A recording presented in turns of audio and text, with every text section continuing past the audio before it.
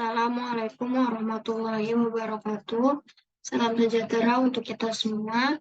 Perkenalkan, saya Anissa Febrianti dengan nomor NIM 642123499, kelas 64 4D38, Manajemen, Kampus UBS Cibitung. Di sini saya ingin mempresentasikan hasil tugas saya dari materi pertama 3, Manajemen Bisnis dan Operasional, yaitu tentang manajemen proyek.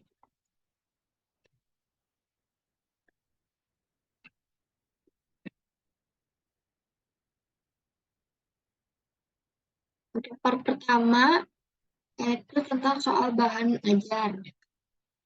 Yang pertama, satu kegiatan untuk mencapai tujuan dan menciptakan kondisi yang diinginkan berkaitan kondisi sosial kemasyarakatan bisa bersifat mikro, makro maupun internasional disebut jawabannya A, program. Yang kedua, kegiatan penciptaan produk yang sifatnya unik disebut A, proyek.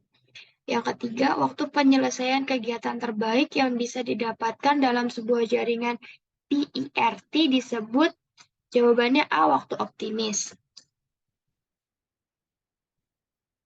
Soal nomor 4, di bawah ini yang bukan merupakan keunikan suatu produk yang dihasilkan dari sesuatu proyek, yaitu jawabannya A, tempatnya permanen. Yang kelima, aktivitas-aktivitas proyek yang dilambangkan dengan anak panah disebut jawabannya A, activity on a row. Selanjutnya, part 2 yaitu menganalisa dengan cermat. Untuk soal pertama, Anda adalah seorang kepala proyek di Kementerian Perumahan. Saat ini Anda memiliki proyek pengadaan perumahan layak huni di Tambun Utara selama waktu realistis yang diharapkan tercapai adalah 8 bulan. Dan Anda memiliki waktu optimis proyek Anda selesai pada saat 3 minggu dan waktu pesimis Anda selama 121 hari. Maka yang ditanya A, berapa bulankah waktu yang Anda dapatkan untuk waktu yang diharapkan? Yang B, carilah nilai varian dari kegiatan tersebut. Jawaban saya, ya untuk soal A, diketahui waktu realistisnya atau dalam simbolnya M yaitu 8 bulan. Atau dijadikan minggu yaitu 32 minggu. Waktu optimisnya atau yang dilambangkan A yaitu 3 minggu. Waktu pesimisnya dilambangkan B yaitu 121 hari atau sama dengan 4 bulan lebih 1 hari atau saya bulatkan menjadi 16 minggu. Yang ditanya nilai harapannya atau berapa bulankah waktu yang dapat untuk waktu yang diharapkan atau expected value, yaitu jawabannya menurut rumus yang ada di modul, yaitu T sama dengan A ditambah 4 kali M ditambah B per 6. Sama dengan A-nya yaitu 3 minggu ditambah 4. 4 dikali M-nya itu 32 minggu ditambah B-nya itu 16 minggu dibagi 6. Sama dengan 3, 4 kali 32 yaitu 128 ditambah 16 dibagi 6. Sama dengan 147 dibagi 6. Sama dengan 24 minggu. Atau 6 bulan. Jadi waktu yang diharapkan untuk proyek pengadaan perumahan layak huni di Tambun Utara ini adalah kurang lebih 24 minggu atau 6 bulan. Untuk jawaban B, nilai varian dari kegiatan tersebut yaitu menurut rumus yang ada di modul, B sama dengan 16 minggu dikurangi A 3 minggu per 6 pangkat 2. Sama dengan 2,16 akar 2,16 akar pangkat 2 sama dengan 4,66. Jadi nilai varian dari kegiatan tersebut adalah 4,66. Untuk soal yang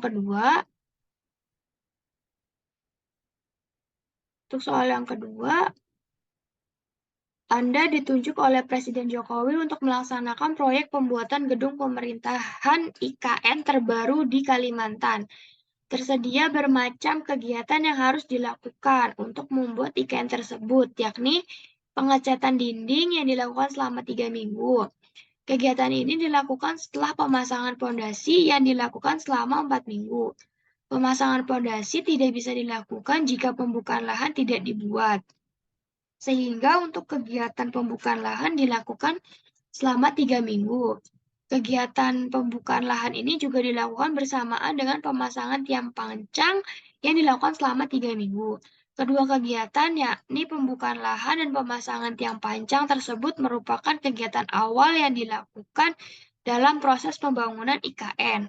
Lalu kegiatan lainnya setelah pengecatan dinding, maka kegiatan selanjutnya yang dilakukan adalah pemasangan atap yang dilakukan selama 4 minggu.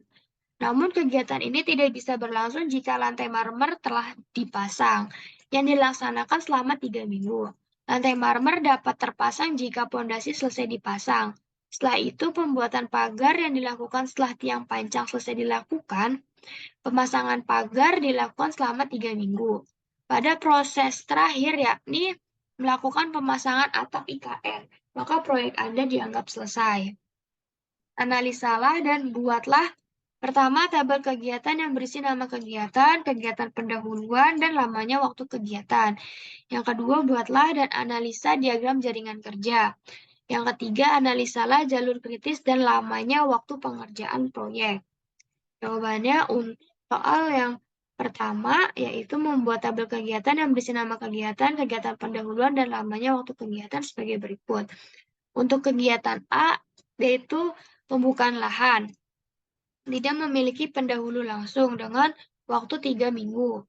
Untuk kegiatan B, yaitu pemasangan tiang pancang. Tidak ada pendahulu langsung dengan waktu 3 minggu. C, pemasangan pagar. Pendahulu langsungnya adalah kegiatan B, yaitu pemasangan tiang pancang dengan waktu 3 minggu. Kegiatan D, yaitu pemasangan pondasi. Pendahulunya adalah pembukaan lahan dan pemasangan tiang pancang, kegiatan A dan B, dengan waktu 4 minggu. Kegiatan selanjutnya adalah kegiatan E, pemasangan lantai marmer, dengan pendahulu kegiatannya adalah D, yaitu pemasangan pondasi, dengan waktu pengerjaan 3 minggu. Kegiatan selanjutnya yaitu kegiatan F, pengecatan dinding, dengan pendahulu langsungnya yaitu kegiatan C dan D, yaitu pemasangan pagar dan pemasangan pondasi, yang dilakukan selama 3 minggu. Kegiatan selanjutnya yaitu kegiatan G dengan pemasangan atap, dengan kegiatan pendahulu langsungnya yaitu E dan F, yaitu pemasangan lantai marmer dan pengecatan dinding, yang dengan tenggat waktu 4 minggu. Berikut soal nomor 2, yaitu pembuatan diagram jaringan kerja, di mana kegiatan A dan kegiatan B merupakan kegiatan awal untuk pembangunan gedung IKN ini. Selanjutnya, kegiatan A merupakan pendahulu langsung kegiatan C. Kegiatan A dan selanjutnya kegiatan D yang memiliki pendahulu langsung kegiatan A dan kegiatan B. Setelah itu kegiatan E yang memiliki pendahulu langsung kegiatan D. Selanjutnya kegiatan F yang memiliki pendahulu langsung kegiatan C dan D. Selanjutnya kegiatan G yang memiliki pendahulu langsung kegiatan E dan F. Jadi diagram jaringan kerja pembuatan gedung IKN sebagai berikut. Selanjutnya yaitu jalur kritis dan lamanya waktu pengerjaan proyek. Menurut analisa saya sebagai berikut. Yang pertama yaitu kegiatan awal yang tidak memiliki dengan kegiatan A selama 3 minggu, kegiatan B selama 3 minggu. Selanjutnya kegiatan C yaitu sebelum pendahulu langsungnya adalah kegiatan B. Nah, C sebelumnya yaitu B. Kegiatan B. B sebelum pendahulunya kegiatan A dan B. Jadi dalam jalur kritis dalam waktu pekerjaan yaitu 4 ditambah 3 yaitu 7. Kegiatan C yaitu 3 ditambah 3 yaitu 6. Selanjutnya adalah kegiatan E. Pendahulu E adalah D. Jadi selama 3 minggu. 3, terus ini 6 ini dari hasil lamanya hasil A dan B, ditambah dengan kegiatan C, 3 tambah 3 yaitu 6. Selanjutnya F adalah hasil dari E dan D. E dan D. F itu dengan lama 3 minggu, yaitu dengan hasil 6 ditambah 3 yaitu 9. Selanjutnya adalah kegiatan G yaitu E dan F. 9 ditambah 4 yaitu 13. Selanjutnya yaitu bisa 13 dikurang 4 sama dengan 9, 9 dikurangi 3 sama dengan 6, dan kurangi 3 sama dengan 3, 3 kurangi 3 sama dengan 0. Terus itu. Berikut jalur kritis dan lamanya waktu pengerjaan proyek menurut analisa saya. Part selanjutnya, part ketiga, yaitu presentasi mengenai topik manajemen proyek. Di mana manajemen proyek sendiri artinya adalah penerapan pengetahuan, keterampilan, alat, dan teknik untuk kegiatan proyek agar memenuhi persyaratan proyek. Dan semua harus dikelola secara ahli untuk memberikan hasil yang tepat. Hasil yang tepat dan waktu yang tepat sesuai anggaran, pembelajaran, dan integrasi yang dibutuhkan organisasi. Selanjutnya, ada 4 tahapan manajemen proyek yang bisa Anda lakukan dalam pelaksanaan proyek. Yang pertama yaitu inisiasi proyek, di mana pada tahap ini Anda harus mengetahui apa tujuan proyek Anda, menentukan apakah proyek Anda layak, dan mengidentifikasi hasil utama atau hasil akhir dari proyek yang akan Anda kerjakan. Dari tahapan inisiasi proyek ini, Anda dapat menerapkan langkah-langkah yang mencakup hal berikut ini. Yang pertama, melakukan studi kelayakan, mengidentifikasikan ruang lingkup, mengidentifikasikan hasil akhir yang dituju dalam proyek, menentukan stakeholders, mengembangkan sebuah studi kasus. Selanjutnya yaitu adalah perencanaan proyek. Setelah proyek disetujui berdasarkan identifikasi inisiasi, tahap selanjutnya yang dilakukan adalah perencanaan. Pada tahap ini, Anda harus melakukan breakdown dari proyek yang besar menjadi tugas-tugas yang lebih kecil, membangun tim, dan menyiapkan jadwal untuk menyelesaikan tugas-tugas. Dari tahapan perencanaan proyek ini, Anda dapat menerapkan langkah-langkah yang mencakup hal berikut ini. Yang pertama, membuat perencanaan proyek. Yang kedua, membuat diagram alur kerja. Yang ketiga, melakukan estimasi biaya. Yang keempat, mengumpulkan sumber daya. Dan yang terakhir adalah mengidentifikasi dan mengantisipasi resiko yang berpotensi menjadi penghalang. Selanjutnya yaitu eksekusi proyek.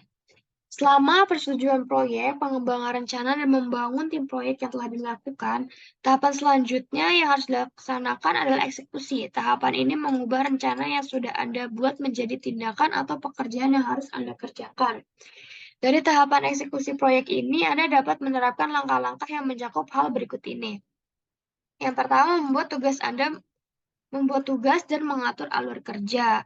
Yang kedua, memberikan briefing kepada tim Anda mengenai tanggung jawab dan tugas yang sudah dibuat. Yang ketiga, membangun komunikasi yang baik dengan tim, klien, dan manajemen. Selanjutnya, melakukan monitoring kualitas kerja tim dan mengatur budget. Yang keempat atau yang terakhir yaitu adalah penutupan proyek. Pada tahapan penutupan atau penyelesaian proyek ini, Anda memberikan hasil akhir, membubarkan tim proyek, dan menentukan keberhasilan proyek. Pada tahap ini, Anda juga harus menjalankan evaluasi manakah proyek yang berhasil dan juga tidak pada proses pelaksanaan proyek berlangsung. Dari tahapan terakhir ini, Anda harus menerapkan langkah-langkah yang mencakup hal berikut ini. Yang pertama, menganalisa performa proyek, menganalisa performa tim, mendokumentasikan hasil akhir proyek, melakukan review pasca implementasi proyek, dan melakukan evaluasi budgeting yang digunakan dan yang tidak digunakan pada pelaksanaan proyek. Selanjutnya ada metodologi proyek. Menurut Project Management Institute atau PMI, metodologi proyek adalah sistem, teknik, prosedur, dan aturan yang digunakan dalam suatu disiplin ilmu. Contoh dari metodologi manajemen proyek adalah Lean Practice, Kanban, Six Sigma, dan beberapa metode proyek lainnya. Terdapat beberapa metodologi proyek yang dapat Anda pilih, namun tidak ada metodologi yang sepenuhnya benar. Artinya, tidak ada metodologi yang sempurna untuk setiap proyek, dan masing-masing proyek memiliki karakteristiknya sendiri. Setiap proyek berbeda dalam skop, kebutuhan, dan permasalahannya. Oleh karena itu, implementasi dan metodologi yang dipakai dalam proyek pasti berbeda-beda. Yang pertama, ada metodologi Agile, yaitu salah satu metodologi proyek terbaik biasa digunakan untuk proyek iteratif dan incremental. Metodologi ini menggabungkan proses permintaan dan solusi yang berkolaborasi dalam suatu organisasi dan kerjasama tim bersama pemilik proyek. Sewaktu diciptakan, metode Agile ini berfungsi untuk pengembangan software. Yang kedua ada Scrum. Tujuan metode ini adalah untuk membangun produk yang memiliki kompleksitas tinggi melalui kolaborasi, akuntability, dan proses iterasi. Perbedaan dengan metode proyek lainnya adalah Scrum beberapa istilah yaitu Scrum Roles, Scrum Events, dan Scrum Artifact. Selanjutnya yang ketiga ada Kanban, metode hasil pengembangan Agile. Metode ini berfokus pada kolaborasi dan manajemen tim. Metode ini juga dipakai di pabrik Toyota pada tahun 1941 dan ditujukan untuk mendeteksi bottleneck pada proses produksi. Yang keempat ada Lean. Lean metodologi menekankan customer value dan meminimalisir limbah.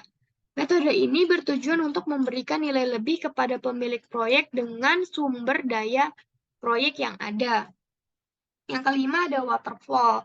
Metode waterfall bersifat linear, sekuensial, di mana proses mengalir ke satu arah saja seperti air terjun.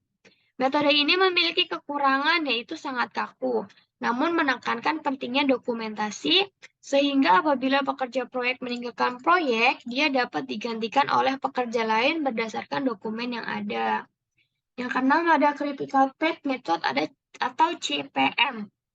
Metode yang digunakan dengan cara membuat model dan memetakan aktivitas proyek, termasuk durasi proyek untuk tugas yang saling bergantung, pencapaian dan gambaran lebih besar beserta tenggat waktu digambarkan secara detail, namun secara detail dalam metode ini. Dengan informasi ini akan diketahui cara tercepat untuk menyelesaikan proyek dengan sedikit masalah. Seperti part 2 tadi, analisa soal nomor 2, untuk jalur kritis menggunakan metode critical path atau critical path method. Selanjutnya, ketujuh adalah Critical Chain Project Management atau CCPM, metode yang berfokus pada sumber daya yang akan digunakan untuk menyelesaikan proyek seperti anggota tim, kantor, peralatan, dan lain-lain. CCPM lebih bertujuan untuk menyeimbangkan sumber daya yang ada ke banyaknya proyek yang ada dan lebih bersifat fleksibel. Yang kedelapan ada Six Sigma. Dalam metode ini, proses yang tidak berjalan akan dihilangkan dalam proses dan juga menggunakan pendekatan secara empiris dan statistikal dan ahli-ahli dalam bidang ini. Six Sigma cocok digunakan pada perusahaan berskala besar untuk meningkatkan kualitas dan efisiensi proyek melalui metodologi data proyek. Event Chain yang selanjutnya ada event chain metodologi, metode yang menekankan berbagai hal yang bisa memengaruhi jalannya suatu proyek. Dengan mengetahui faktor-faktor tadi, jadwal dan timeline dari suatu proyek bisa direncanakan lebih matang. Yang ke-10 ada Extreme Project Management. Seperti namanya, Extreme Project Management adalah jawaban dari metode proyek tradisional yang kaku, periode yang pendek, dan terbuka terhadap perubahan. Budget atau perencanaan proyek dapat dilakukan pada proses implementasi proyek dengan menggunakan metode ini. Selanjutnya, yaitu ada Project Management Institute atau Project Management Body of Knowledge, atau disingkat PMI dan PMBOK. Dalam PMBOK ada 5 proses yang harus dijalankan dalam setiap proyek, yaitu initiating, planning, executing, monitoring, dan controlling, dan closing. Monitoring and controlling dan closing. PMI atau PMBOK bukan sebuah metode baku, namun merupakan pedoman atas manajemen proyek secara umum. Namun PMBOK dapat digunakan untuk menilai implementasi proyek itu sendiri. Kita ada aplikasi manajemen proyek. Jadi dalam manajemen proyek ini kita bisa menggunakan sebuah software yaitu bernama Manpro. Manpro ini adalah software manajemen proyek asli Indonesia yang digunakan untuk mengatur dan mengelola proyek. Sangat fleksibel dan dapat disesuaikan dengan berbagai kebutuhan proyek. Berbeda dengan cold storage seperti Google Drive atau Dropbox yang terpisah antara tabel dan dokumen, penyimpanan dokumen pada software Manpro disertai tabel status dan due date sehingga tabel dan dokumen menjadi satu kesatuan. Sekian presentasi tugas dari saya. Kurang lebihnya mohon maaf. Wassalamualaikum warahmatullahi wabarakatuh.